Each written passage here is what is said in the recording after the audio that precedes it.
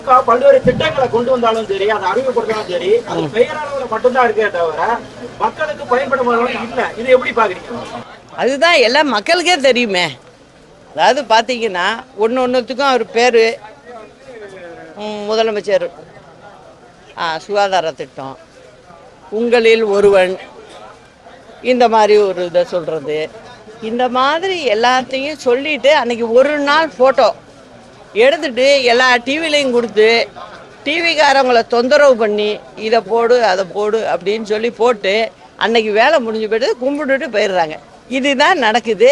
இதை தமிழக மக்கள் நல்லா புரிஞ்சுக்கிட்டு இந்த முறை வருவாங்க. நான் இவ்வளவு தர்றேன், அவ்வளவு தர்றேன், போடு, உனக்கு கொலுசு வாங்கி தர்றேன், தோடு வாங்கி தர்றேன், மூக்குத்தி வாங்கி தர்றேன் அப்படின்ட்டுலாம் வருவாங்க.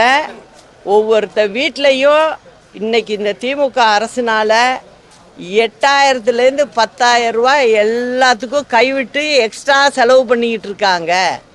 வரிங்கிற விகிதத்துலேயும் சரி, எல்லாத்துலேயும் இந்த மாதிரி தவறுகள் மக்கள்கிட்டேருந்து வாங்கிக்கிட்டு இருக்காங்க.